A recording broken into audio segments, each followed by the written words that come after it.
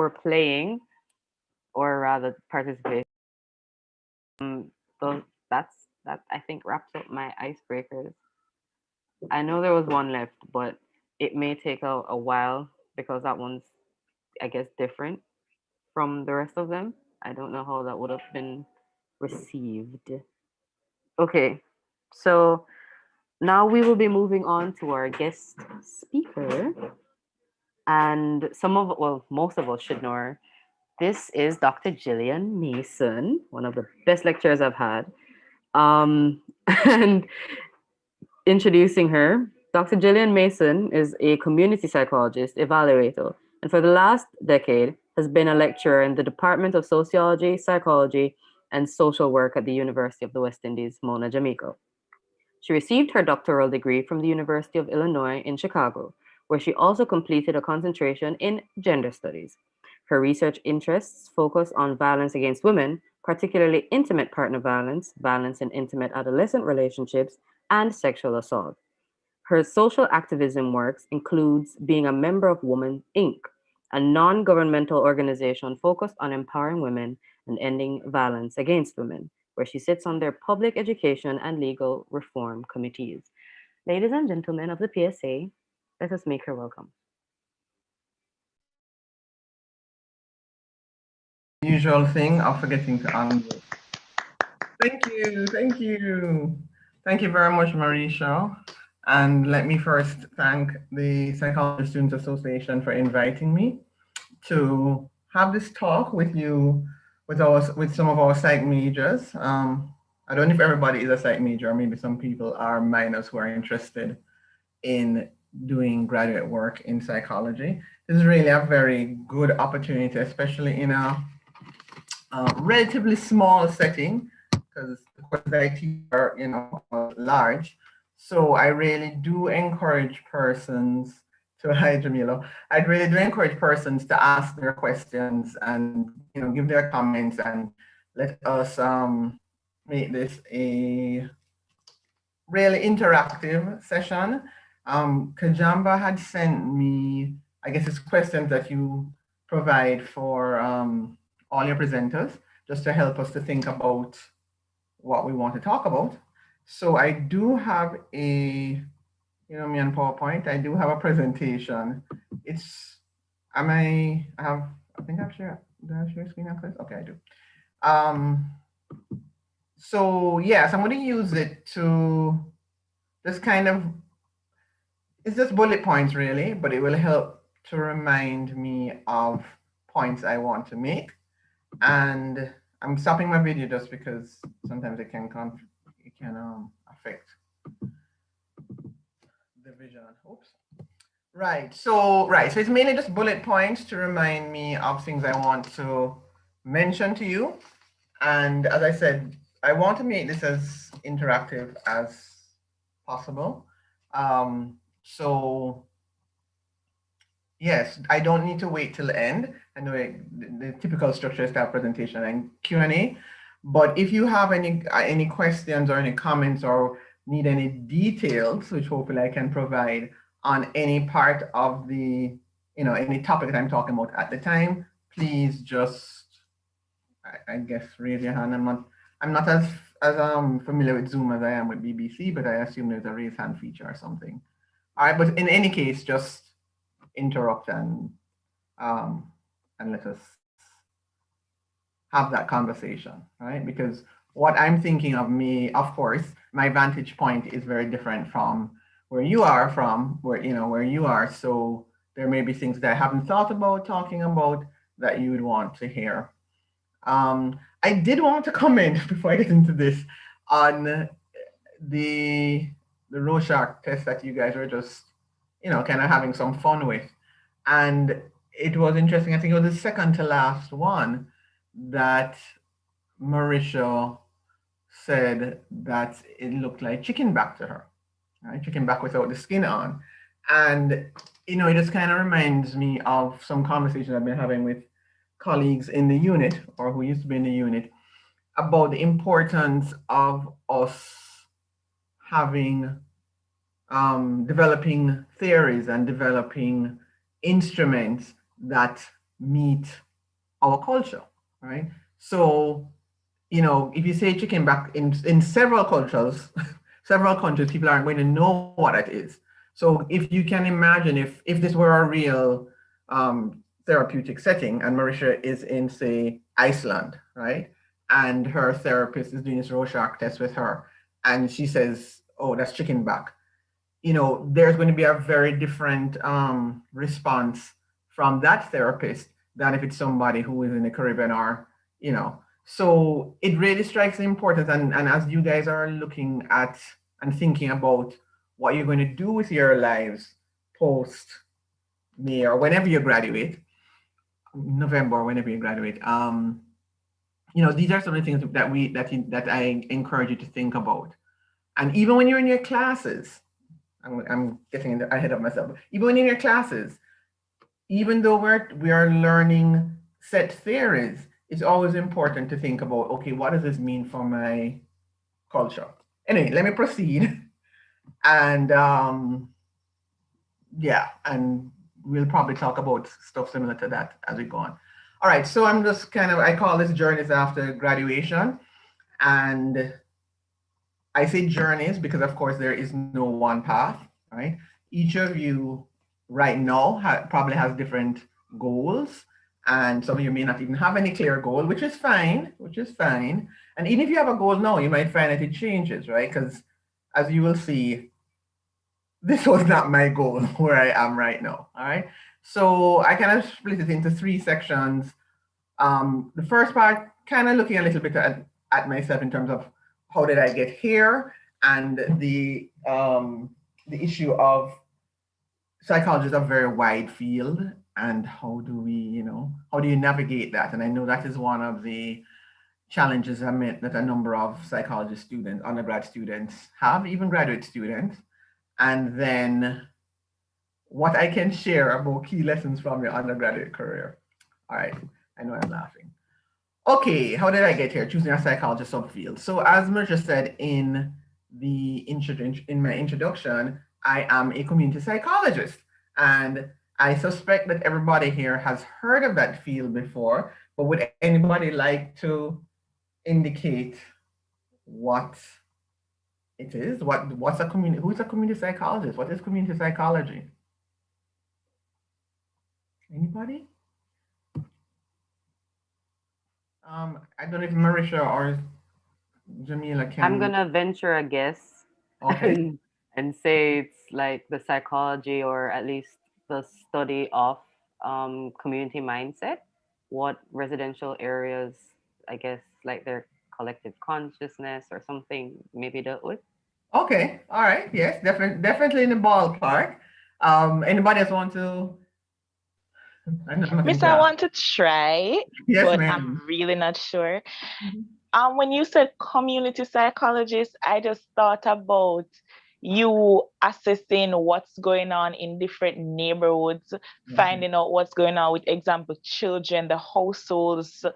Um, so, for example, this community is a vulnerable community or a volatile community, rather, and you compare it to an upscale community. What's the difference? The mindset of the persons? Is it relating to jobs of the people? I think it's something along that line. Okay. All right. One more person who wants to add? I said Denise. Yes, Yes. Go ahead, please. yes, I think it has to do with conducting studies or research and then developing some interventions or programs that can help to change certain behaviors in communities or in society generally. Okay. All right. So everybody is definitely in the ball, more than in the ball. Everything that was said, you can find a community psychologist working in that area. What we probably need to broaden is what's a community. So the first two responders spoke about community in terms of geographical locations, right? Neighborhoods. The third person didn't specify that; she just said communities in general, right? And so if we think of communities as, I'm sorry, my internet is unstable. Hopefully it will soon get it right itself. Right. So if you think of community in the broadest sense, which is just a set of persons who have some kind of shared commonality. Oftentimes we think of it in terms of geographical community, but you guys are a community of students, right? You and a community of psychology students even more specifically. So the idea with community psychology really is, and this is where everybody was hitting on the mark, is thinking about and examining how societal or how higher level factors impact on the individual, right? So it comes out, it's an offshoot really, developed out of clinical psychology. And the concern of clinical psychology was that because it has it's an individual focus, right? So you go to your therapist, or, even if you're in a group clinical setting, it's still very focused on you and you and you and you. As most of us, I think, are aware, the individual lives within a household, a family. There are different communities and different groups with which they interact. And these groups and these societal structures have an impact on you, right? So I'm sure, well, right now, sorry to bring up COVID so soon, right? We can think about how, for instance, our laws, the current mandates under which we have been placed, are impacting what we do on a daily basis, right? So it is kind of looking to see how can we address these larger level issues in order to create a better life for the individual, right? So there's a lot of thinking about all the connections between, as I said, the largest level we can think of is kind of the laws of the land, but there's also the norms of your community, the norms of your society, right? So media and all of that comes into play. How do all of these things factor in? And so therefore the idea is, if we can tweak, it's kind of like if you want to think of that trickle down theory, to pull something from econ, if we can tweak things at the higher level, then it's going to have an impact on the individual, which is what psychology is all about, right? Trying to improve the individual's life. So it's more about the methodology that we use, and the kind of activity that we've been involved with. Somebody mentioned interventions, than say a clinician, right? So for me, as Marisha had said in my introduction, my area of focus is violence against women, right? And so it means that covers a lot of different kinds of behaviors. But for instance, right now I'm more focused on violence in adolescent relationships. So there, my community is adolescents who are in abusive relationships, or who are in violent, whether verbal or physical, right? Or any of the other ways it can be. So again, it's thinking about, okay, what can we do, whether it's in terms of interventions, whether in terms of laws, that will have an impact on the individual adolescents who are in that relationship, all right? So that's it in a nutshell. And I'm glad that I'm able to share this with you guys. I probably don't get a chance to talk about it enough. And in case anybody's going to ask, yes, I am working on a course in community psychology to add to our current offerings. So hopefully, I can't promise that you guys that will be offered before you graduate, but hopefully by the next generation of majors, they will have community psych as an option, as an elective. All right, so community psychology, as all of you know, is just one of several subfields in psychology. And because psychology is the study of human and animal behavior, it really gives us a lot of scope, a lot of, we can study anything, and hence why there's so many subfields, and we see new ones emerging, right? So community psychology within the realm of psychology is a fairly recent field, having come out in the 1960s, but we've had several that have developed since that time, all right? So how do we select your area of focus, right? And there are a couple of things I meant to add in. Right, how did I get here? So one of the questions Kajamba had given me is, how did I get into community psychology? Okay, so between this and the next slide, you're soon going to find out. So psychology was not always my area of work. And I was previously, so my undergraduate degree is in mathematics, right? I was what is now science and technology. At the time, it was natural sciences. And I worked in the field of insurance as an actuary. And then I always had an interest in psychology. At the time, the offerings were very limited on the campus. So it really wasn't, you guys are fortunate. You come and there's a full-fledged program that has been around for, well over a decade now.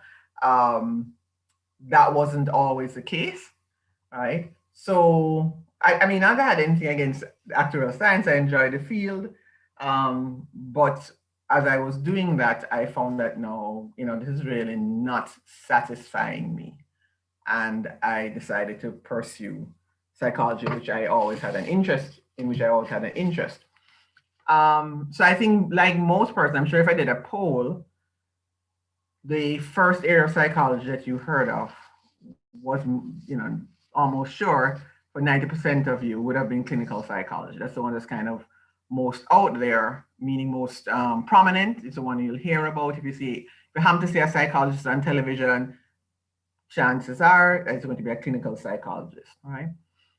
But so even though in my mind I was very aware of clinical psychology, and even though in my activism, because I was involved with Women Inc.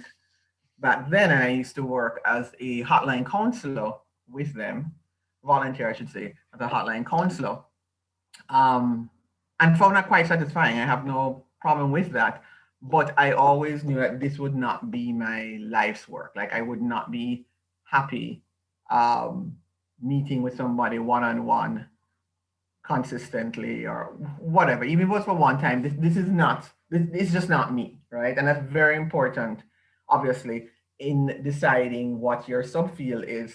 You have to decide what's me, what makes me happy, and I mean happy what makes me happy, full stop, right? Hopefully satisfied as well as happy.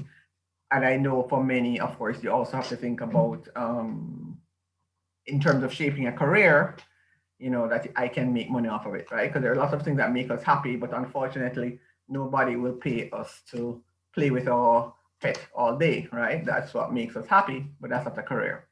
So, right, so I really didn't know when I switched to psychology, I was not aware of community psychology. I did not know what area I wanted to get into, but it was all kind of, and this is very true of life.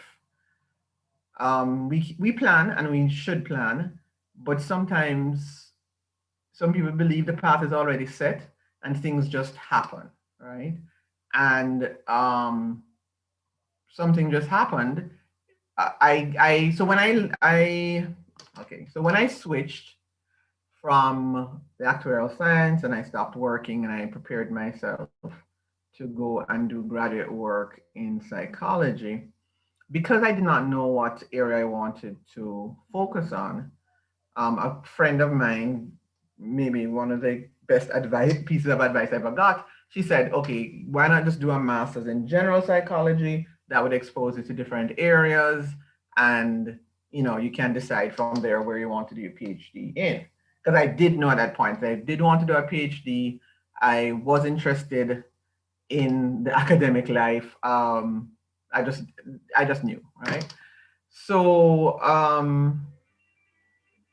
it just so happened, so I did that. I got into a general psych program in Jacksonville, Florida. And it just so happened that in my second year of the program, a new member of faculty came to class, and he didn't teach me. I up to now, I still cannot remember why I ended up in his classroom. So there was no course in community psychology, but for some reason I ended up in one of his undergraduate classes, maybe just for a day. And he was talking about what he does. And he is a clinical community psychologist. And when he described what community psychology was, I was like, that's it, right? That's it. That's what I want to do. I don't want to work with people one-on-one, but I do want to have a positive impact on persons.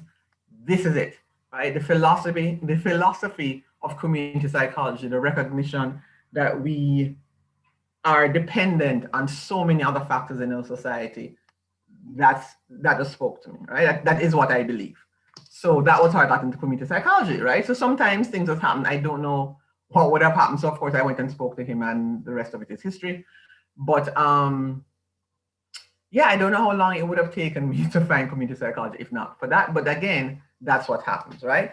But I'm not saying that everybody should sit down and kind of wait for it to come to you, or wait for the person who is doing your field to just happen to just end up somehow in your life, and you know, and you find it there. So what I really do suggest, and I think it seems obvious, but I think we probably don't do it enough, right? Do your research widely. So this means, I mean, fortunately now with the that availability of, you know, the internet, wonderful place, like everything else, good and bad. But anyway, you can find out so much, as I'm sure you have all found it, especially in this last year, without even leaving your bed or your couch or your house, right? So just explore, right? Just explore. And actually, I just realized I have this in the wrong order. I should have my second point first. But anyway, just explore. The information is out there. Whether it is that you look by topic, whether it is that you look, you know, within schools to say, okay, what is the school offering? Oh, I don't know anything about this area of psychology. Let me go find out what it is, right?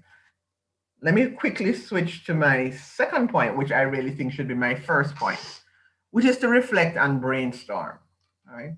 So when Dr. Nation, Professor Nation, that's the community psychologist who exposed me to the area, when he spoke, the reason why I could so quickly identify that, oh, but this is it, this is my area, is because I had already done some reflecting. I won't say brainstorming necessarily, but I already kind of decided, okay, what would make me happy? What is it that I want to be as a professional?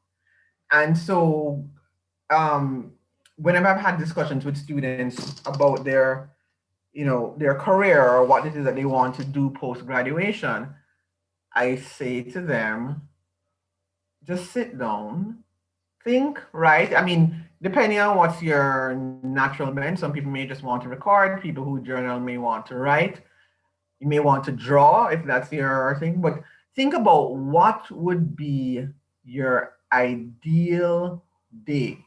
So it is, say, 10 years from now, and you're in your career, whatever that career is called, right? What would you be doing, right? Are you leaving home? Are you going to meet with people? Do you work on your own? If you're meeting with people, who are these people? You know, so you can get as detailed, and getting detailed is good. And in doing that, you have a better sense as to, okay, this is what satisfies me. This is what makes me happy. This is how I want to, if you're thinking of it in terms of contributing to society, this is how I want to contribute to society, right? So of course, that reflection, you may have several different ideas as to what your ideal work day will look like. That's fine. Write them all down, scenario 1, scenario 25. Doesn't make a difference how many you have. But it puts you more in tune with who you are, with what your goals are, with what your values are, right? And this then allows you that when you do go and do your research, so again, remember those last 2 bullet points are in the wrong, or quote unquote wrong order. So when you do go onto the net, right? You can then start to even maybe Google some of the words that you came up with in your brainstorming session, right? And then just kind of explore. So, what we offer at UA through our major, it covers kind of the traditional areas of psychology, which it must to be a reputable degree offering, and it has some other areas, right? But of course, as I said, there's a plethora of things out there. So again, it may sound very loose, right? But it kind of is, in that it's up to as much as I don't focus on the individual, it's up to the individual, right? But as I say, again, just to reiterate, the reflecting, the brainstorming helps you to clarify what your own goals are. And it will help that if you come across in whatever path, or if this thing comes across your path, you can immediately recognize, oh, this is something I'm interested in, right? I think it's also important, no questions so far? Anyway, I think it's also important to be willing to be open, to be willing to explore. As I was saying, that you may have very different types of scenarios, all of which kind of make you happy. So find out what these things are, right? Find out what the possibilities are. There was something that's going to say, but I can't remember what it is, and maybe it will come back to me. So being open, being flexible, exploring widely, right? It is very important. I think also that because for some persons, exploring widely can be scary because they will see all different kinds of things, but everything sounds interesting, right? And so then you have to make some decisions, and that's fine. So I think if you can do this without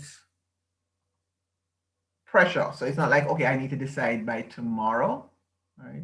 Which is why I encourage persons throughout their undergraduate career to be thinking about these things, right? So even though when you come in September for your first year, it seems like, oh, I'm going to be here forever. As I'm sure many of you who are in your final semester now can say, gosh, it seems like just yesterday I started this degree, right? Time will fly. So yes, you're adjusting to a new system and all of that. And you don't have to look with any intensity, but just kind of always be, aware, right? Some persons, of course, already know and maybe have known even before they came into the degree program, this is what I want to do. And that's fine, obviously. Obviously, that's completely fine.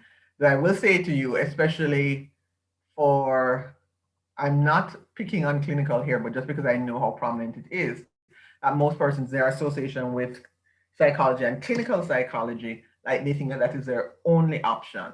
And I think it's very important to realize that there are other options, not saying you have to choose another option, but if it is that you're interested in clinical, it's just because, oh, this is the only thing I've ever heard of, or this is what I think psychology is. Hopefully by now in your undergraduate career, you realize, no, psychology is much wider.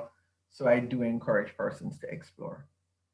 All right, so I'm going to pause in case, any questions or comments, anything in particular in terms of selecting the area of focus somebody would like to comment on. Do you want to tell me about your own searches?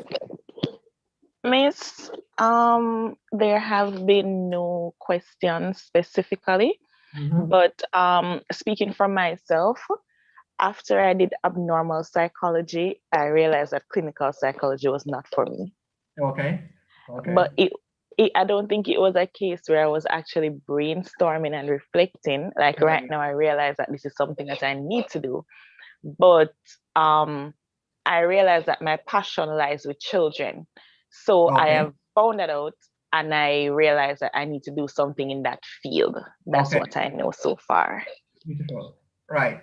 And I'm not sure who just spoke, but whoever just spoke, right, raises another point, right? So I was talking about reflecting and brainstorming, but her realization was kind of like mine in that it occurred in the classroom. Her one was, okay, this is not what I'm going to do. Mine was, oh, this is what I'm going to do. But right, that's another, definitely another way to try and identify what interests you. Think about the classes that you really enjoy, right? And what about that class gives you that satisfaction, that joy, right? So it may not even be specifically the subject area. It may be a particular part that maybe there's just this one topic in that subject area that really interests you, and you can build from that, right? So again, that can be part of your reflecting, or, and I mean, and the thing about it, I mean, I did say, I kind of list reflecting and brainstorming as this activity that we do, but truth be told, we're often just kind of reflecting, just kind of thinking on things without even doing it deliberately, right? So for the young miss who just spoke, she may not have thought about, okay, what kind of people do I want to work with? Oh, I want to work with children, whatever, whatever. But just that hearing this thing and realizing, oh, so this is what clinical is about. No, I don't want to get into that with that, you know. So that's her realization, that's her story. So again, it's your own journey and creating your own journey. Anybody else want to talk about their search, or? Are you hearing me? Yes, hearing you now. All right. Sorry about that. Miss, you said that, I mean, Dr. Mason, you said that, what was the comment? That you know, like you knew that community was for you, and you also spoke about you know, courses that you enjoy. What if it's a case where you don't, or you haven't found any courses yet? Is it that the whole career is not for you? And Good question. And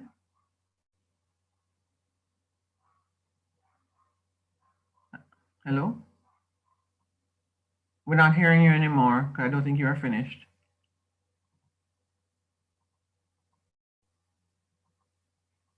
Okay, so come back in when you can. Right, so that's a very good and thoughtful question. And of course, that is a possibility, right?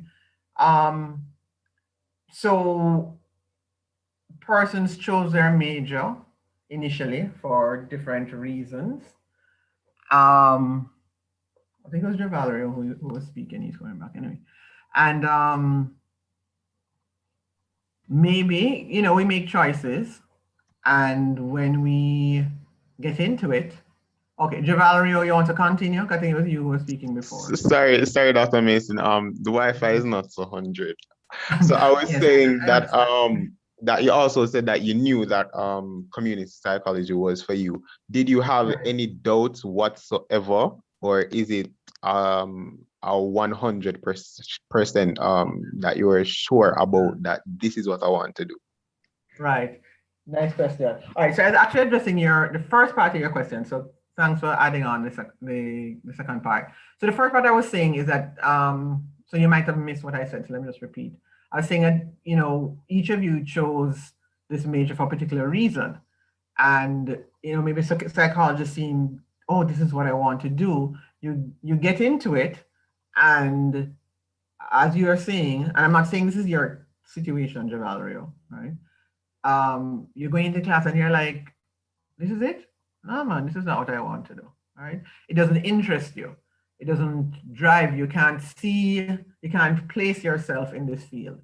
And I think that is perfectly fine, right? It is okay, and don't think of it as kind of wasted time. The great thing about psychology, as you'll see, I have it on one of the slides, is of course, because psychology is largely about human behavior, it can be applied anywhere. So even if you're not working in something that's directly connected to psychology, things that you learn here can be useful to you, right? Especially, you know, I'm thinking of if you do interpersonal dynamics, then even in your own relationship, your own personal relationship, not even career, it can help you with your family or whatever, right? So don't think of it as being wasted, but perhaps the field is not for you, meaning it just doesn't get your goal, which is perfectly fine. Of course, then you have to then figure out, okay, what do I do? And so again, this same advice or same suggestions that I have here would pertain. What do I want to do? So regardless of what your major is, when you're in your career, what do you see yourself doing? All right.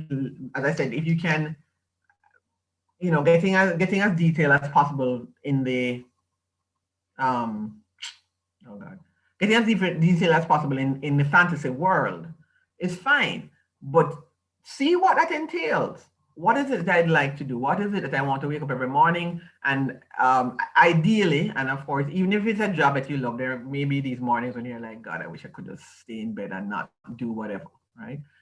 But what would I like to do? And then identify, okay, what career am I describing here? What kind of activities is described here? It may, as you said, it may not have anything to do with psychology, which is fine. At least now you have a clearer idea as to, okay, let me go down that path, right? So the advice is very general and is not, of course, limited to psychology. The second part of your question, okay, so for me, and again, remember the title of this presentation, Journeys After Graduation, right? So again, everybody has their own journey. For me, I had no, after identifying ComPsych as being it, does that mean that every day in grad school I was getting up and, oh yes, I'm off to go do some more work? No, right? Because of course, there is effort involved and there are times when you just don't want to do anything. But however many years later, oh my God, nearly 2 decades, I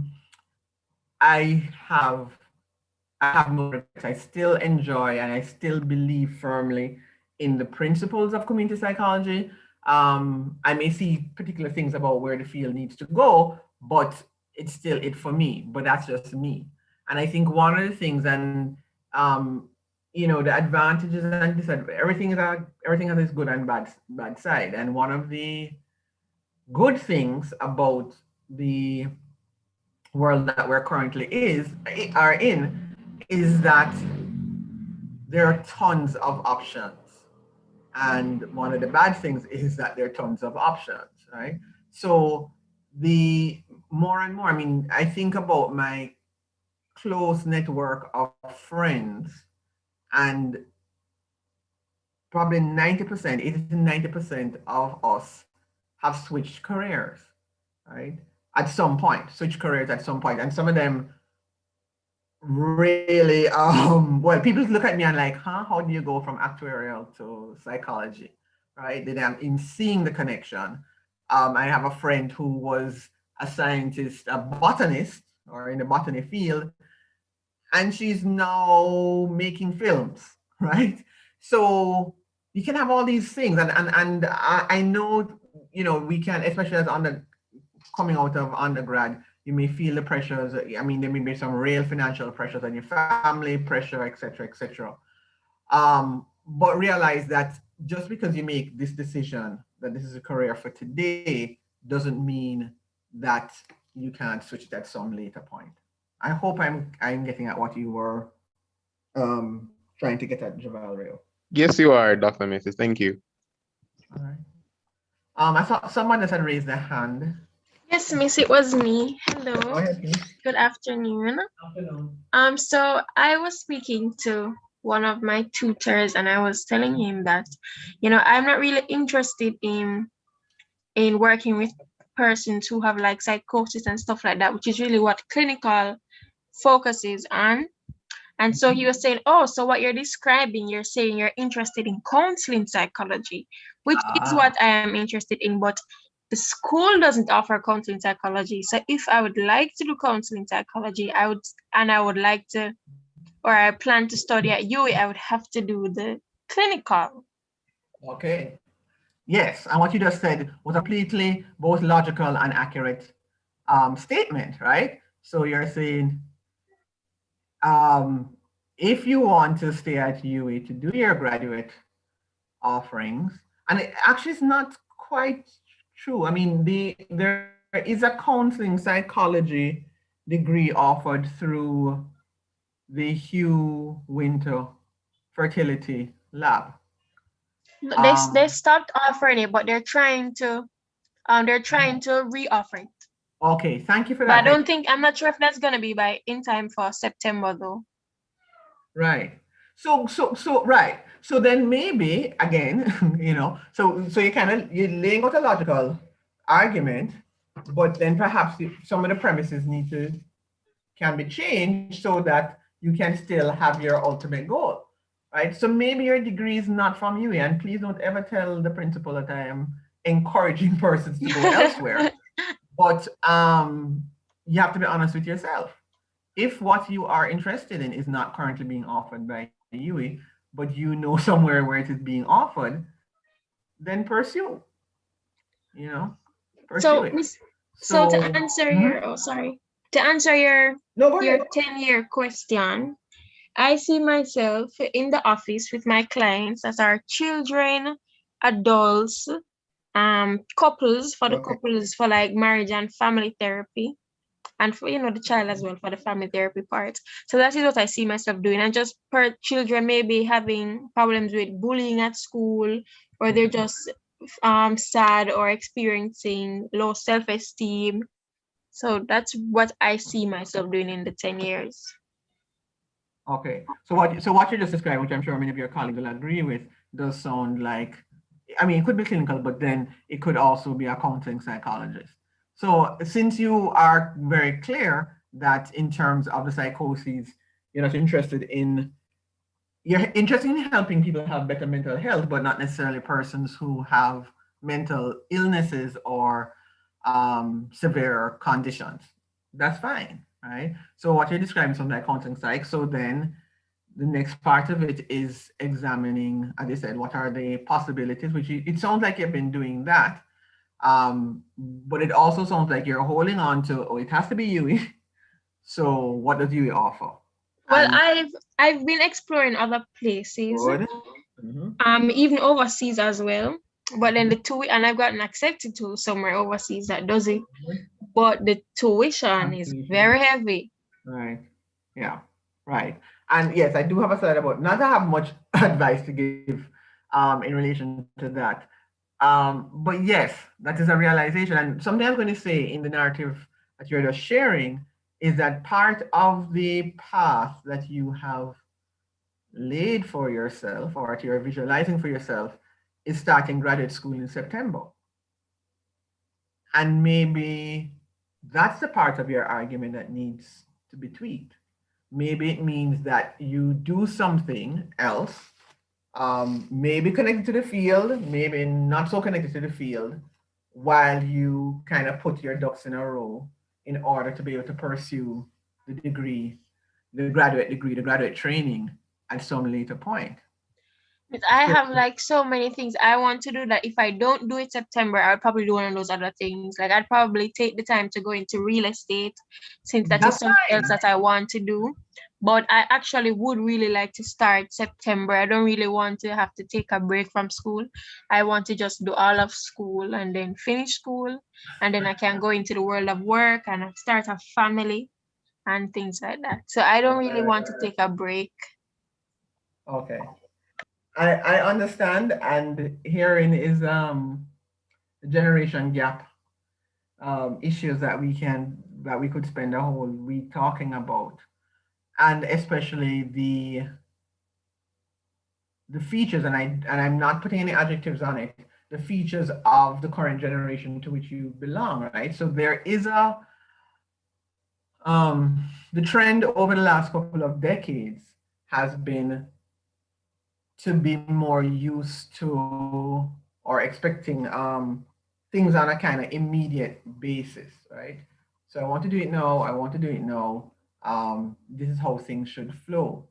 And so one of the things that this is not to discourage you, of course, for you have your plan and you want to start in September, and if it's possible, by all means, go ahead. But I think it's also important for all of us, each of us, to have flexibility in our planning. And that can help to expose us to a lot more options, right? And it also can, again, it doesn't mean that you don't have laid out, but just recognizing that, okay, if things don't go exactly according to plan, sometimes kind of letting go can actually lead me to where I want to be, right? So just, and again, I'm not advocating, but just using what you described as an example. So you have an interest in real estate, right? Suppose you don't find a program to start in September. You therefore go and do, I think the real estate training program is a couple of months, maybe 3 months. You go and do It's your real you estate. have the option to do 1 month or 3 months, and it's $70,000. Okay, right. So let's say you have put those ducks in a row. There's no counseling program for you to start immediately. So you go into the real estate. You find you're very good at it. You love it. You do it.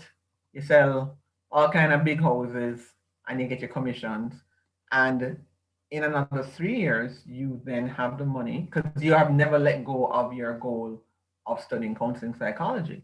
And at this point, you are now in a better position to finance, as you're saying, that the fees overseas um, are costly or can be high, but now you've found a way to finance it. So I'm not saying that this is what you should do, right? I'm just my overall general point is that you decide what you want to do, you identify the path to it, which is fine. But if that path is not available right now, then perhaps this is an opportunity for you to explore. Okay, I'm still going to get to point C, but it may not be a direct line, right?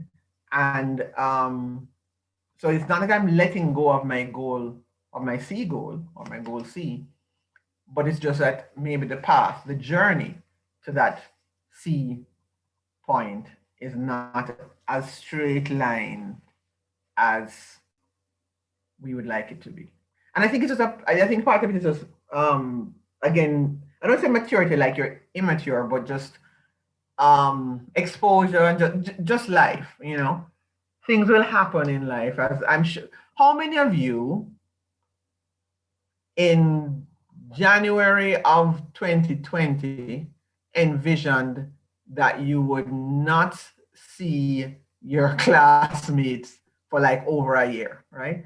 Me? All right, not for how long we have been, but I did kind of anticipate that something like this would happen. Okay, all right. Okay. Congratulations, you're up on what was happening in the world. Okay, January is too early, right? Because by then, yes, we knew what was happening in Wuhan. So say December, over the Christmas break, right? You left school in December, finish your exams. You would not envision that, in another 3 months,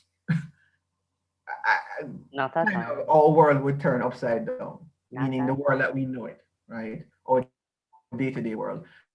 So fortunately and unfortunately, I guess, life does happen. And the more we can, as you have all had to do, and go with the flow and adjust without letting go of your goals and principles and all of that stuff, right? But adjusting, being flexible and finding new pathways to get to whatever it is that your goal is. So I'm just talking about coping. I'm sure you have heard and learned about coping in at least one of your courses, right? So having good kind of coping mechanisms, being able to go with the flow and stuff like that, it can help. But it sounds, in terms of your initial comments, it sounds like you're doing exactly what I've been suggesting. You've been doing your research. You're looking at different avenues, perhaps realizing that that straight path may not be as easily available as you would like. So again, you sound like you're doing what you're supposed to do. You already know the cost of different things. I think there are a couple other offering counseling programs in Jamaica. I think NCU may have, no, NCU does have one, because there's one of not your cohort, somebody who graduated. She's applying and she asked me to be a referee for that. So NCU does have one. Perhaps you don't want to go to religious school, that's fine.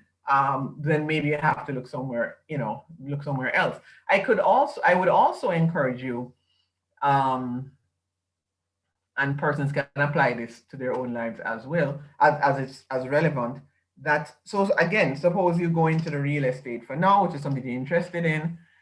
That doesn't negate you, for instance, doing some courses in counseling, right? So whether it is, I know you is extramural, continuing education, offers courses in counseling psychology. You might even do something specialized, the same Hugh Winter, right? They have something specialized with adolescent care. I just saw it come out again this week, right? So maybe you're not doing it as a whole degree, but you are getting the exposure, you're getting some training, which would then benefit you when you do get into a when you do focus on it on a full-time basis, you already have kind of more than what you feed.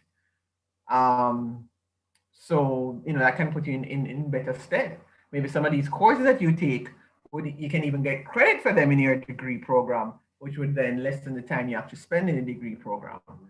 So again, it's about, I do encourage persons, as I keep on saying, explore, be flexible, be open. But I think having the clear idea, which is probably the hardest part, right? Having the clear idea as to, okay, this is what makes me happy, this is what I'd like to do. That's probably the most important part, because then you can see either it or bits and pieces of it in different spaces, and therefore go into those spaces in order to pursue it. All right. So Thank you, Miss. No problem. I'm going to switch a slide. I'm going to switch a slide, not to stop this conversation, but I'm also being mindful of time. And I mean, the second slide, I think, the key lessons on undergraduate career. All right, so yeah, that says it all, get involved. So these comments, again, are largely general. I think there's one comment that may be a little bit more specific to the field of psychology because of the nature of psychology. But get involved and notice what I have underneath here, all right? So it's lots of different layers to getting involved, all right? And as some of you may know, if you've been in my class and you hear me kind of pulling up my hair, getting involved in course materials. We kind of talked about this earlier, so I'm not going to spend too much time, both in terms of thinking about what you're going to do, but then also one of the things with psychology, which is on the next slide, in terms of career, is that in Jamaica, you're very rarely going to see an ad in wherever that says psychologist wanted, right? What you are likely to see is lots of ads for which the skills that are required are ones that you have developed from your undergraduate career pursuing a major in psychology. However, you're less likely to see and recognize the skill set and the knowledge that you have if your sole goal with every course is, this is for 13 weeks, I need to have some knowledge, pass the exam, and go on to the next row. All right. So when I say get involved with course material, it is kind of like what I was saying about the Rorschach test earlier. When you're hearing these things, think about, okay, what does this have to do with my culture or me? Or, again, if you know what your overall life goal is or your career goal is, how does this fit in with that goal? Is there any part of this that speaks to that, right? The more involved you get in terms of, so this is not getting involved with course material just to get a good grade. That's a bonus of it, but it can also help you to better kind of think about what have I gained by doing this course? in terms of what can I now do that I couldn't do 13 weeks ago. And then when you're thinking about careers, how can I apply that in some particular career, right? The other 2 points speak really to just being well-rounded persons. And even though when employers, or even, as I keep on saying, and if you're self-employed, being self-employed doesn't mean that you have hopefully a consistent number of employers, because you have to sell yourself or whatever it is, your services, to these different people in order to get them to give you money so that you can pay your light bill, etc., right? And even though the knowledge and skills, of course, are very important, the soft skills, and I know everybody by now knows what soft skills are, right? That you develop from your undergraduate career are priceless. Some of those soft skills you're going to develop in your courses, right? That group work that everybody hates, very few jobs in life or careers in life where is you alone working, right? In most instances, there has to be some integration, some consultation with other persons. So building those skills as to, okay, how do we form groups? How do we work these things out? How do we engage in conflict resolution skills? We all know where the state of Jamaica is in terms of violence. A big part of that is because people cannot resolve conflicts. Those kinds of soft skills are priceless, right? And then some of those soft skills you gain from getting involved outside of the classroom, from getting involved in co-curricular activities. So I have relevant and irrelevant. Of course, nothing is irrelevant, which is why it's in italics. But relevant just means, for instance, Psychology Students Association, a direct connection to what you're studying, right? I hope, though, that persons are also involved in quote unquote irrelevant co-curricular activities, things you're just doing for fun, right? So my only co-curricular activity, should I have you guys guess, while on campus and for several years, and in some ways I'm still involved, is with UWI Panoradium Steel Orchestra, right? That had absolutely nothing to do with mathematics, right? But the skills that we can identify having learned, again, it's priceless, and it's just when we sit down and as a group and talk about it, me and my friends, it's kind of mind blowing, right? And we can see, several of us can see where things that we did as active members of that group have impacted what we're doing now in our careers, even though none of us not playing pan, well, only one person playing pan as part of their career, right? So getting involved in all kinds of ways makes you a better, well-rounded person. It also will expose you to things that you want to do. So again, in terms of identifying what that career is, also very useful, right? This second bullet point is now more specific to psychology. Again, if I could do a poll, it'd be interesting to know how many persons coming into the psych major realized how important, vital, central research is to the field of psychology. From my experiences over the years, it's I think that increased in terms of people's awareness, but it's still a minority of students who realize, oh, psychology is all about research, right? So again, being drawn to the theories, or you hear about the psychologists, especially again with clinical psychology as a field. I mean, apart from Freud, who was kind of doing his, well, in those earlier days, kind of formulating theories just based on observation, not with the scientific support, right? The areas of research, the theories, the techniques that are used in clinical psychology are all based on research. They all come through from research. So for psychology majors who are interested in pursuing psychology beyond their undergraduate career, getting involved in research-related activities is very important. And it is regardless of the area. Let me take that back a little bit. For most areas, and when I say most, I mean the vast majority, 99%, I would say, when you're going to do graduate work in psychology, it really means you're doing graduate work in research, right? So yes, obviously, if you're pursuing clinical or counseling psychology, obviously there are clinical skills and that you're going to have to work on and develop all of those, but you're still going to have to do a research paper.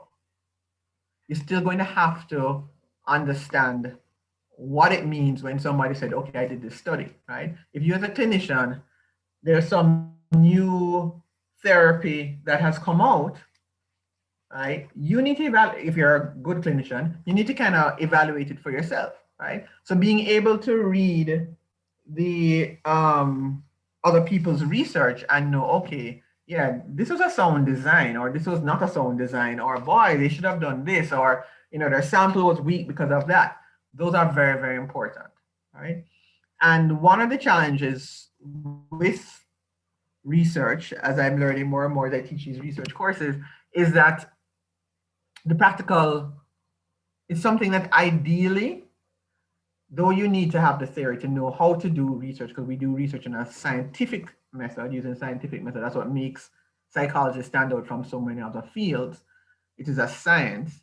Having that practical experience makes things come alive. I don't know if you guys have ever had any sessions amongst yourselves. So some of you, I imagine, are doing the year-long research paper, or maybe, and there's a suggestion that you may want to, if you don't have anybody who's active in here who's doing the course, or somebody who already did it and graduated, get them to talk about how that experience, not so much kind of what they did. I mean, all that is very interesting, but how doing that, having that experience made them understand so much more what they were learning in these classes that they were sitting down in, right? So getting involved with the research related activities, very important. And I put two things down there, attend and assist, right? So those of you who are in my 2019 class know that, you can get extra credit for attending a research related activity. It doesn't have to be something based on UE. Again, thanks to technology, we can get into all kinds of things all over the world, right? So you can find something in an area in which you are interested, find somebody who's giving a talk about their research on it. That again helps it to come alive for you, right? You can better understand how did they make this, and of course, everything I'm thinking of here, there's critical thinking involved, right? So you're kind of questioning as you're hearing the person talking, like, okay, so why they decided that? Oh, that's why they decided that. Okay, I see the connection, right? And obviously, if you can actually get to assist, whether it is a faculty member or a graduate student with their work, that again will help to make research come alive for you. But again, the next slide is all about going into graduate school, which I have to move on to really quickly because time is going. Getting into graduate school largely turns on your research involvement, right? And again, I will say 99% of the areas, if not all 100% of the areas, this is what you're going to be evaluated on. And when I say graduate, I'm thinking here especially about PhD, right? For the masters, it may be, and even then, there's still, I know definitely at UE, the research related, both involvement and awareness and knowledge, that's very, very important, right? So for persons who hate stats and can't stand doing all these required research courses, find something in there to love. Or perhaps you need to think about whether psychology is really for you, because psychology, the lifeblood of psychology is research. Right? I'm going to press on, but I don't know again if there are any questions. You can just interrupt me, but time is going. So So yeah, all right. So again, you see, you know, same thing kind of being repeated, right? How do I get there, right? So we talk about how do I get here, how do I get there? And whoever had shared earlier about doing her research, it's the same thing, right? So having decided, okay, this is the area that I want to focus on for my graduate work, right? Maybe I want to do neuropsychology, you know, I want to do developmental, clinical, sports psychology, right? Then clearly, as we already spoke of, UA should be your first choice. Unfortunately, UA doesn't offer everything, and or I hope that UA would be your first choice. And so therefore, you may have to look outside, right? You may have to look overseas. Again, do your research widely, right? We tend to, in Jamaica, you know, foreign for us is North America. As a matter of fact, not even North America, but the United States, right? North America also includes Canada. But think about there are lots of other countries where we have had, in recent times, we've had a number of students who have gone to Australia. There's a student who I need to write, haven't spoken to him in a while, who is studying, he's finished by now in Portugal. Another one who had gone into a program in Switzerland. She didn't go, but that was her intention. Something else came up, right? So there are lots of options. There was the second one? I didn't hear that one.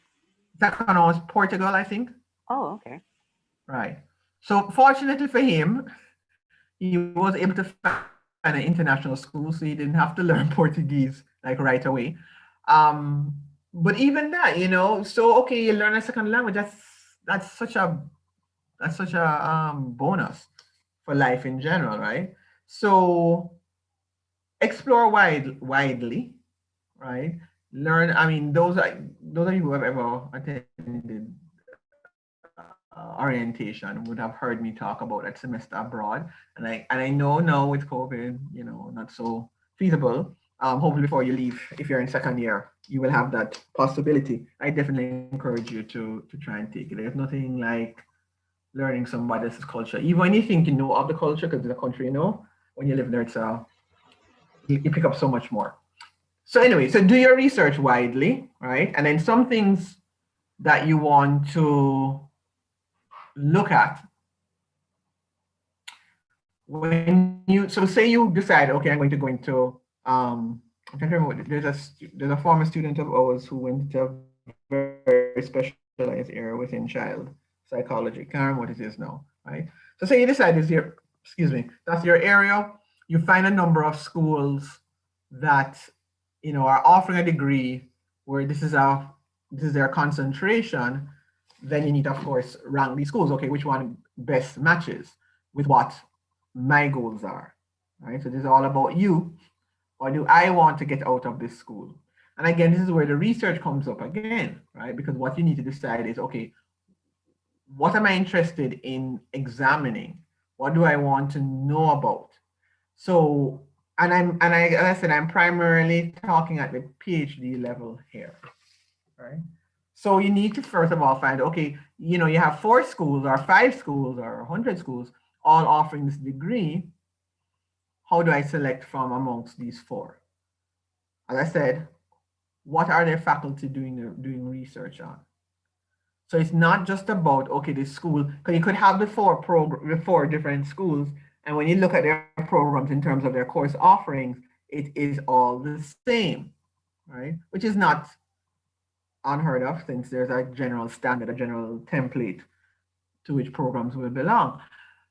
So therefore, the turning factor may be, okay, this, you know what, they have two faculty members who are focused on the reaction to children who are adopted, right? And what impact that has on them. That's the school, because that's what I'm interested in exploring. What impact does adoption have on children? Well, here are these 2 people. Therefore, this school, you know, immediately moves up to position 1. Right? I tack on there our faculty accepting students. That's a very important component. And I remember when I was looking for a PhD program, I was very attracted to a program at to the program at Georgia State. It had community, they also had a community clinical arm, which I was thinking about. But really, the draw was this researcher who is very well known in the area of violence against women and interpersonal violence, intimate partner violence. And I'm like, oh my God, to work with Sarah Cook would be like, which is still one of my goals. But anyway, and spoke to her, had a good conversation with her. And there was some interest. Clearly, there's some overlap in terms of our interest, significant overlap. But she wasn't accepting any students for that incoming year, right? So that just kind of, took Georgia State off of my plate, right? So fortunately, again, and I think more and more the culture has changed. So persons are very responsive. So having done your examination and finding the faculty who are doing research in the areas in which you're interested, make contact. Send them an email. It might take them a few days to respond, or wait a week before you reply, before you send a second email if you don't get an initial response, and build up that relationship. The way I can't say this is, I know the US and probably the North American system best, right? But other systems may work similarly. I think the English system definitely does. You can have the faculty kind of bring you in. So if somebody is interested in doing work with you or supervising you, obviously you have to meet all the requirements that the school has, but it gives you a step up in terms of getting into their program, because now it's not just, Jillian Mason, this unknown person who's just one of 100 so the applications they got, but oh, this is Jillian Mason for whom John Brown is looking out for and is therefore going to advocate on her behalf, right? So that's something else I would encourage you to do. Something you may want to think about, and you have to think of it again. For me, community psychologist, everything is within context. You can get a sense as to how good a program is by looking at their graduates, right? Obviously, if it's a new program, they're unlikely, especially PhD level PhDs, process tends to take 5 to 7 years, right? So they may not have any graduates if it's a program that started 4 years ago. So you have to take that into account. But you can look at their alumni, right? Where are their alumni now? Are they working in areas where you want to work, right? That gives you another sense as to the quality of the school. And of course, they have all kinds of rating programs that you can use. This one I'm not going to spend any time on because obviously personal considerations. Things like, will I have support? Graduate school can be. Graduate school is stressful. It is pressuring. It is demanding, right? And being able to, may not be every day you see a friendly face, but at least, maybe you can have a conversation, or, you have an aunt or a cousin who lives an hour away, and, you take the time and once in a while to go and get some of that kind of one-on-one support, right? Obviously, other factors going to come into place. I'm not going to spend any time on that. Yes, run out of time fast. Application process. Every school has one. I specifically mentioned 2 aspects of the application process, which I think are the most important. Your references and your self-statement, or statement of purpose, it may be called. People have different names for it.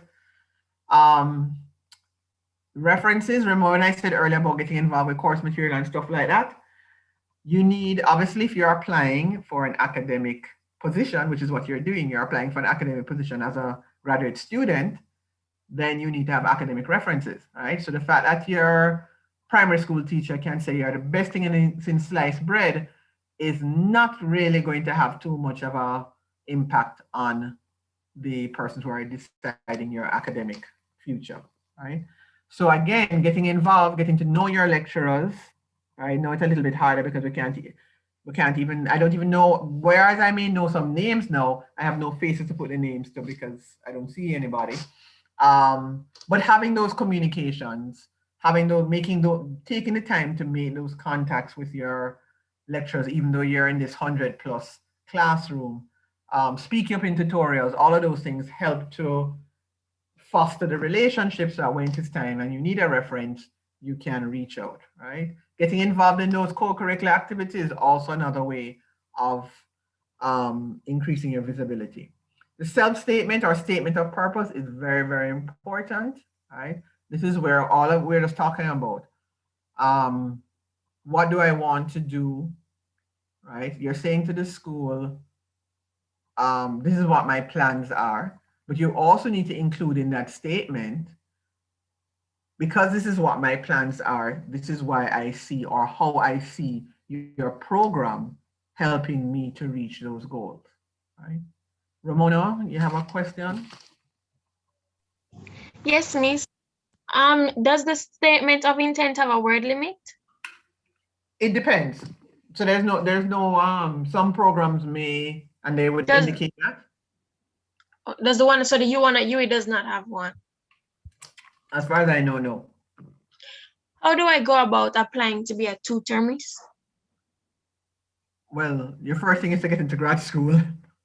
So Oh, I thought you applied before, and then if you're successful with your application to grad school, then they would, consider you. That's what I thought you did. Okay, that's fine. I mean, you wouldn't know. You haven't had to do it before. That's fine. Since you asked, let me just quickly. So yeah, so whether it's here or abroad, wherever it is, you'd have to be part of the system. You'd have to be accepted as a candidate for the program, and then you would then apply, whether it is to be a tutor. Here at UA, we also have sometimes research assistants, right? It's the same thing as I said, at least for North America, I imagine everywhere. I mean, they're not going to look on those kinds of positions are training positions. So yes, it helps the schools in terms of adding to the resources, the teaching resources, but there are also training opportunities for students. And so clearly, if you're a program you're looking out for yourself, you're going to want to hire persons who are part of your program. So this is why you wouldn't apply. Doesn't mean don't inquire as you're doing your investigations. That's something else in terms of selecting schools. Obviously, financing is a big part. What opportunities may there be for me to be able to work? How can I, scholarships, all of those things you'd have to be looking for.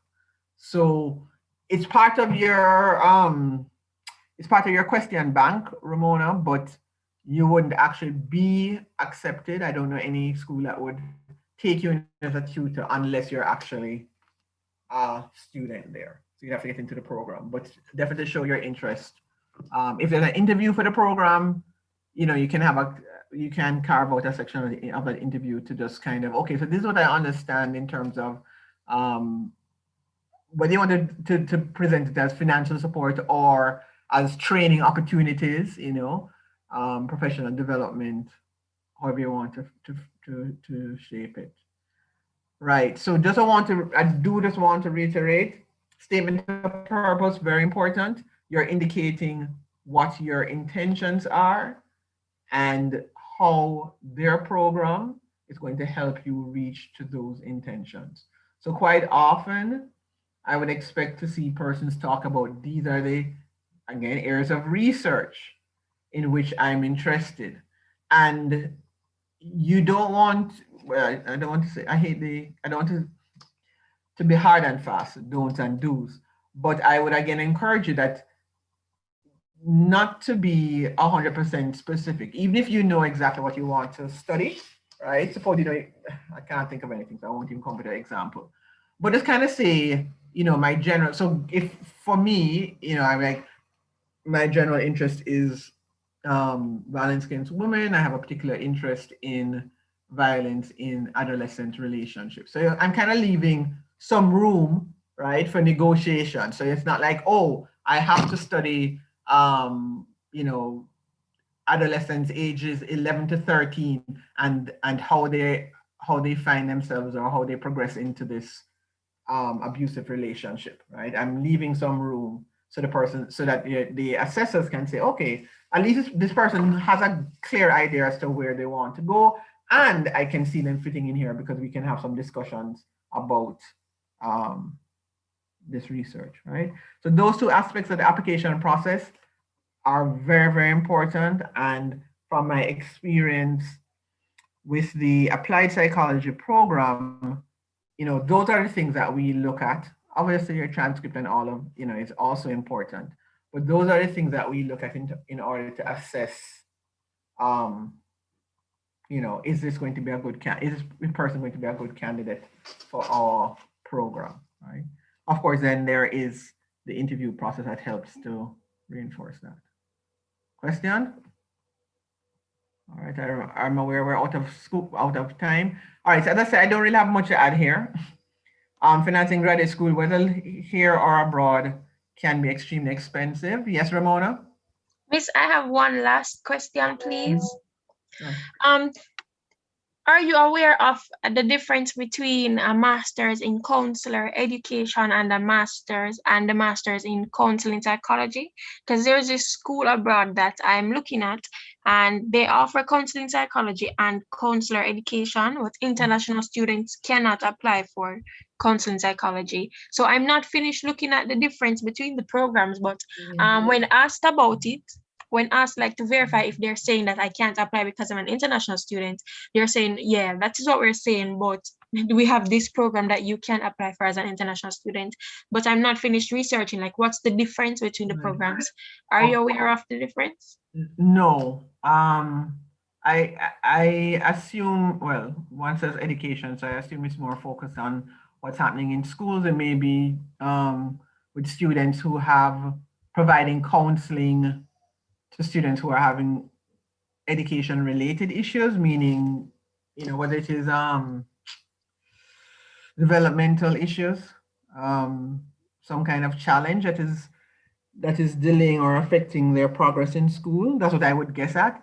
But I think, again, you're doing the right thing, which is the right approach, which is to read about and, what courses are included in that program versus other programs. You can also, if you can't find out for that school in particular, maybe you want to look at another school. Just Google, what is it, counseling education? Counselor education. Right, just Google that and see, which other school is offering it and what it means. Okay, and Miss, do you remember me from 2019? No, Ramon, I'm sorry. No, During okay. class last year? Yes, and I used to talk a lot, like answer all your questions every class. Yeah. So another side, and I am cognizant we are over time. Last year or when we were face to face, I can get to know students' faces, but because of course nobody shares their name when they answer questions, I don't know their names unless they're in my tutorial. Now that we're online, I'm learning people's names. I have no idea what the vast majority of persons look like, right? So it's a flip. But I'm glad that you participated in 2019 last year, Ramona. Yeah, I loved it, Miss. It was great. Tell that to those who are doing it now. They may not agree. But anyway. Miss, you can look out for requests for recommendation from Ramona. Watch it. But she doesn't remember me, so I can't ask her. Send a picture. I've had students who have done it, students who have graduated. And so to remind me, they just attach a picture. And say, well, okay, Miss, I'll attach a picture. Thank you, nice. Aldi. So she didn't deny that she's going for one. Dr. Mason. I mean, why not? I mean, thanks for reminding me of your involvement. And chances are, when I see the face, I saw a student who graduated last year. And I knew the face. I mean, for the life of me, I couldn't, say her name, but I knew her face, So okay, Miss, just scribble me down on the corner of the paper of all your referees, okay? I'm coming too. Marisha, she knows some of us, man. Yes, I know, yes. Make sure on the list. That's all I'm saying. Dr. Mason. Yes, Aldi. You have really been in depth with all of this preparing for grad school and so on, but there are some persons who want to know if there's anything specific as it relates to applied psychology that we need to address. Right. Okay. So, all right. So I'm moving on. Plus, I didn't have anything to add for financing. You just have to be creative, lucky, and explore again. So yes, thanks for that, Aldis, because yes, I know time is more than going. All right. So in terms of the applied psychology, again, I already alluded to the fact that, especially for applied psychology, right? So the applied psychology program is a very general one, meaning that well, it's very general. There's no specialized area per se. What we intend to produce as our graduates are persons who can do research well, right? So there are a lot of research related courses, both research methods, statistical analysis, but then even things like, well, applied research. So things like evaluation, sorry, doing evaluation research, doing psychometrics. So the whole area of measurement and testing, which of course, again, is so key to psychology. We do have courses, which you guys can see if you look at the brochure or whatever we have online right now. But I know we have something, right? And the courses really haven't changed. There are, of course, some content areas, which again, depending on what your interest is, you can engage. A few of them are more focused on health psychology, a couple on industrial organizational psychology, and a few on kind of general social psychology, right? So again, I already mentioned research is what we really examine when we're going through the applications, both in terms of performance in class, but then again, involvement in some way, whether it is by taking the year-long research methods course or assisting somebody or somehow getting involved with research. Those are the things that we really do look for. And again, as I said, the statement of purpose is very important because that's where we can see, okay, what does this person want to do? Is it really in the field of applied? Quite often we get persons who their real interest is clinical psychology. Maybe they're just applying to us just to kind of hedge their bets. And you'll be amazed at how we can, things like that we can tell. And I don't, and it's good to know because again, obviously we want to choose the right people for our program, but it's also important for students not to be spending their time as well as their money, right? Engage in something that's really not going to carry them to the goalpost that they want to get to, right? I don't know if there's anything else specific I can add to that, Aldis. I don't know if there are any specific questions or things when you guys are discussing applied psychology that I could try and answer. Well, one of the things we have discovered, as you said, and you have confirmed that is very general. And one of the suggestions that was made to me was that doing applied psychology gives you latitude to create your own profession. That's right. Because it's so applicable. You can move on to IO psychology. You can go on to health. You can Anywhere. go on to just about anywhere. Right. And you said something earlier where you won't see an ad, or we need an applied psychologist or any kind of psychologist. You would just need to know how to be creative in applying the skills that you have learned to whichever job. So you really have to sell yourself, market yourself, and so on. Right. And I will just add, because I'll just give a really good overview there, right? I'll just add that while persons, because frequently, students who are just coming in, who are just starting their psych major say, oh, my family want to know why doing psychology, what are going to do with it? That whole issue of having to carve your own career, right, to identify your skills and sell yourself, that applies in every single field. I think the only and I'm not even sure this is absolutely true because I don't know the area well enough. The only area in social sciences where you walk up with your undergrad degree and you're walking to a job that has the same title as what you studied, only two areas I can think of are probably maybe accounting and something in management. I'm sure there are fields in management where, okay, I can walk out and, I can manage something, right? I can be hired as a manager. Every other area, or there is some additional level of training that you're going to engage in before you're actually part of the profession full-fledged, right? And psychology is no different. So again, this is why, as Aldous said, reiterating that knowing what it is that I have learned, what I have gained from undergraduate work, from what I've gained from graduate school is going to be important. So when I see this thing described, I can say, okay, this is me, or this is something that I can do, right? The applied psychology, as I said, very research focused. So a lot of our graduates are research officers in kind of any ministry you could name right now. They're in some kind of research position, evaluation, whether it's monitoring evaluation or just straight off evaluation. Of course, we have several who have gone on to do their PhDs in different areas, including, again, more in research. I think of Dr. Marvin Powell, who, let me just give a little plug. Carol, Dr. James Bateman is having next month on the 8th or 9th, it's a Friday, I think. No, it's a Thursday, about coping in this COVID scene, these COVID times.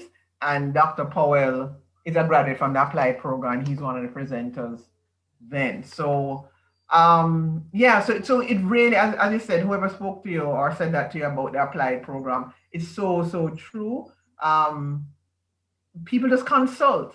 Right? We've had students, there have been a couple students who have gone because their interest was in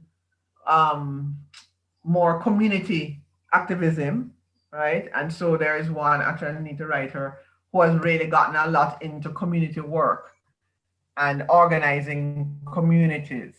So, but most of them do have this research avenue or research connection, research relation in terms of what they're doing in their careers or in graduate school. Thanks, Dr. Mason. Dr. Mason, two short questions. Someone was asking about the benefit of the research and psychometrics, and I responded that they provide a good foundation for the master's level. The next question was, who is the coordinator for the applied master's program at UWI? Okay, so currently I'm the acting coordinator. Dr. McFarling is the coordinator, but she's on sabbatical this year, so I'm acting for her for this year. Oh, so you will determine who gets into the program, Dr. Mason? The faculty of the applied program. Dr. Mason, I think that's a yes. And trust me, it is the most democratic process. Nobody's vote counts for anybody, for any more than anybody else. Very democratic process. Trust me. Just checking, Dr. Just checking. Miss, how many persons do they accept per year? All right, so we try to keep it at the maximum of 10. There was a year where we did admit 12, but because again of our, we need to have our resources match our output, and we have 5 full-time faculty, right? So 10 is kind of a comfortable number for us to manage both. And when I say manage, it's not so much in terms of the class size, but in terms of, again, the research. Right, working with our supervisees on their research paper takes quite a bit of involvement, and we can't have too many. Plus, of course, we have other responsibilities. So it's typically 10, which you probably know is about the same for the clinical. They try to maximize theirs at 10 as well. Any other questions about the applied? Yes, I have one last question. Yes, ma'am. Please. For our references, is it okay if we have like masters holders as a references, like our tutors? How does the faculty board deciding on getting feel about that? Right. So ideally, lecturer, a recommendation from a lecturer. Just think about, because it has to do with experience and exposure of your referee, right?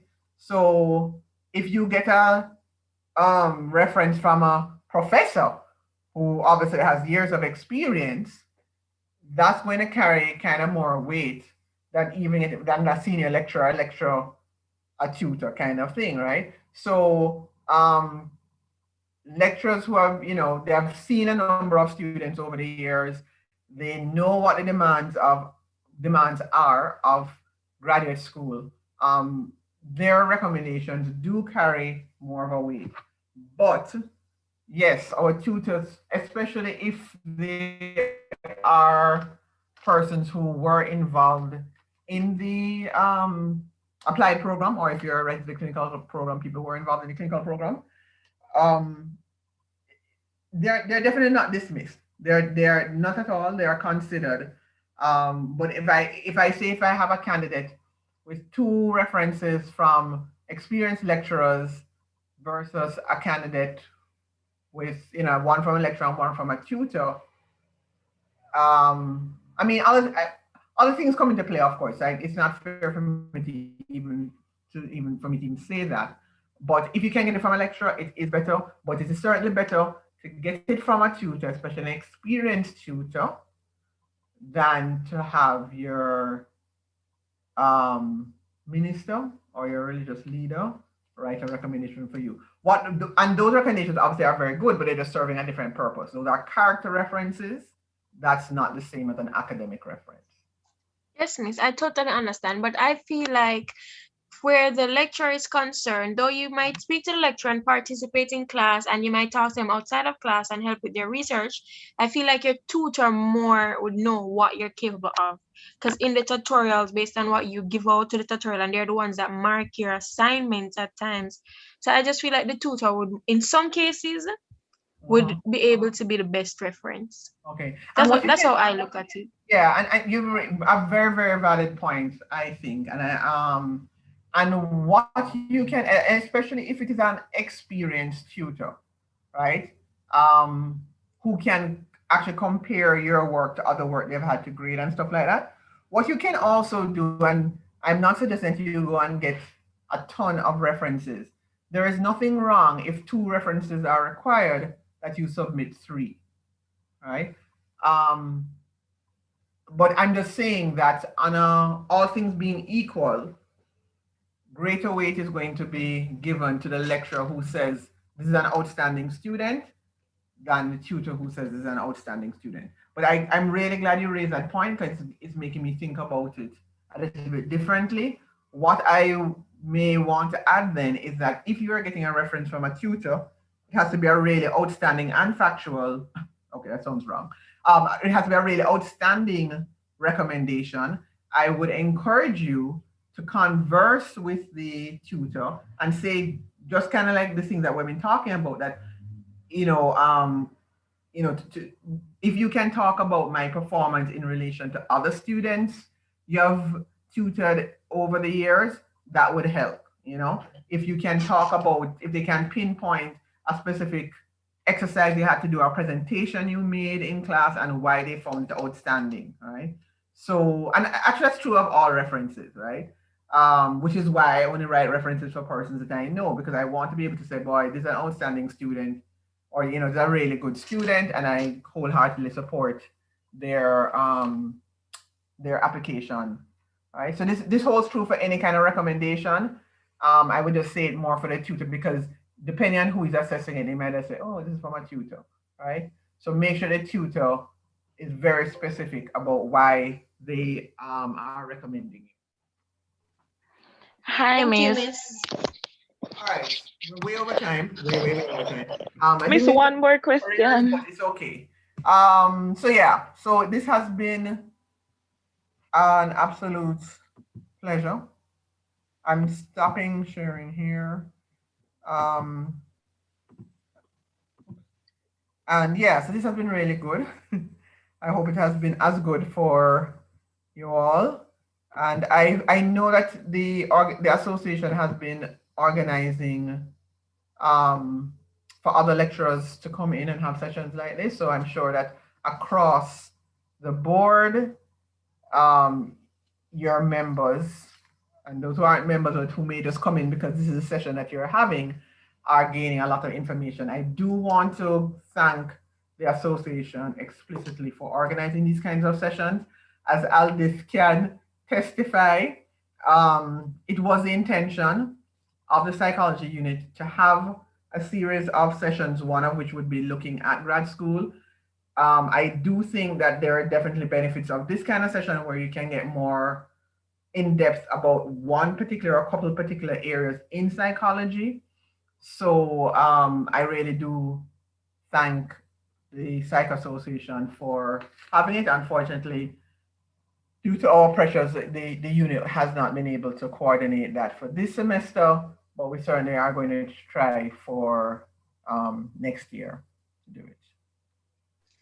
Thank you, Dr. Hi, Mason. We can do a partnership next year. Well, the Yes. persons who will take over from us, because for the entire semester, we have really been focusing on preparing for grad school. Right. Right.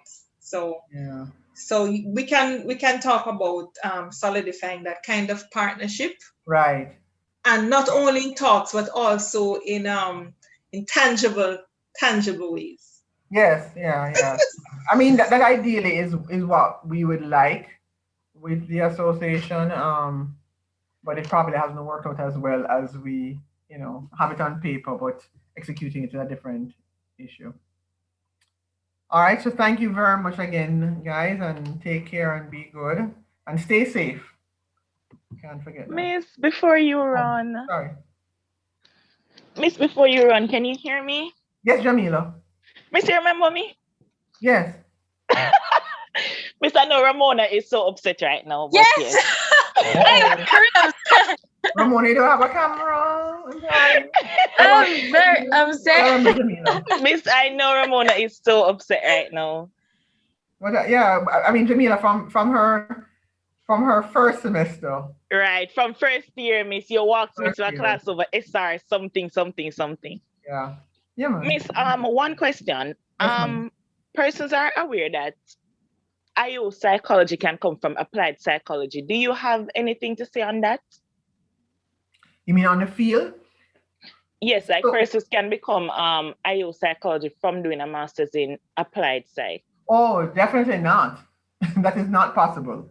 And again, and the same holds for the health psychology. So doing the two courses in either IO psychology or in health psychology that are offered would not qualify you as an IO or a health psychologist. I'm not sure if you guys have ever had anybody from Jamaica Psychological Society come and speak with you about the whole issue of licensure and registration, right? So even persons with a master's degree they're called, I hope I'm getting this right, associate psychologists. They then need some years or some hours of supervision to qualify. I hope I'm speaking correctly. I may be a little bit incorrect, so let me just stop right now. But what I'm sure of is that even with a master's, you are not legally allowed to use the label psychologist. You're correct, Dr. Mason. You are correct. Yeah, You're associate. Associate, okay, right. I didn't want to get into how many years and hours. But yes, but the masters in the applied would set an excellent foundation for you to move on and specialize in the different areas. Definitely. So I don't actually know anybody who has gone on to do I don't know any of our graduates who has done a PhD in IO. Dr. Mason, we had she was a past president, Dr. Love, and she was on our she was on 1 week, and she did I think clinic. I don't remember which one she did at UA, and then she went on with the Erasmus program. Oh, scholarship. Right. Okay, that might have been before my time. She is now Dr. Love, and she specializes in IO psychology. Oh, okay. What's her first name? Any of you guys can remember? Brittany Love. Brittany Love. And I think she is a past president of Psychology Students Association. That name, the full name does kind of sound familiar. You know, I kind of think she might have done, maybe she did a big switch. Maybe she did clinical and then switched afterwards. But that name Brittany Love does sound familiar. Yes, I think it was clinical, she said she had done. Yeah. And then she went on to do, she got through and she went to, I think it was Italy. And then Okay. she did, I think she's now in Canada. Very good. Very nice. Yeah, one of our graduates just finished her. She's going to beat me because I can't remember the exact. She just finished her PhD from in Vancouver, and I know she's a big. Actually, it's in something to do with forensic. It's connected to forensic, but it's not clinical forensic. And she's big into evaluation. She's working as an evaluator in Canada while she was finishing up her PhD. So that's good. I'm glad to see that you have those contacts, and I definitely encourage you. It's amazing, and every now and then we do sit down and try and document kind of where our graduates are, especially for the PhD, because again, there you get all these different specializations and areas that people have gone into. So yeah, it's good to know that you guys are having those contacts, and I did give a couple to Kajamba as well for sports psychologists, persons who are currently pursuing a PhD in sports psychology. So I hopefully, I know it's an area that a lot of people are interested in. Anyway, let's, all good things will come to an end. So good luck with everything else. I hope you get lots more of our faculty coming in and sharing their experiences and their suggestions and advice with the group. Okay, Miss, thank you for being here. Miss, thank you for sharing with us. It was definitely a good meeting and we learned a lot. Good to hear. Thank you so much, Jamila. Bye, Miss. Take care. Yes, Ramona, please do. And I'm sure I'm going to feel very embarrassed when I'm like, oh my God, that's Ramona and I forgot her name. Sorry. Okay. Bye, Colleen. Thanks again, Miss. Well, guys, we have come to another fabulous, wonderful session put on by the Psychology Students Association. We want to thank you for staying with us. We know we went over time, but the information was so rich. And if you, as usual, if you have any questions, you can just send it to any member of the exec and we will try and field your questions so that we have the right answers, accurate answer to you. And remember, guys, we have set up we have advertised our requirements for membership, and we also have some persons who volunteered for our community outreach. We have 2 of them so far, and so we are really encouraging you. There is a lot of benefit, and we're leaving a rich legacy for the exec who will be coming after us. There are a lot of things we wanted to do, and some of them we have started, we have not completed, and I'm sure it's going to really be awesome, even more awesome when they take over and continue, when we pass on the baton. So please get involved. Dr. Mason says, get involved, get involved, get involved. So we're just asking you to get involved, participate, because you never know which door it will open. Thank you so much. Can I advertise a live, guys? An Instagram live? What is that, Ramona? Can I advertise an Instagram live that's starting at 5? What is that about? It's Let's Start Vaccination with a Dr. Javon Winter and Kemoy Goff. So just a regular IG live. We're just inviting people to join. Can you share that in the group instead, sure, no please? problem. Thanks. Okay, thank you. All right, thank you. All right, guys. So thanks again. We're going to close off on this meeting, and we will see you next week for another engaging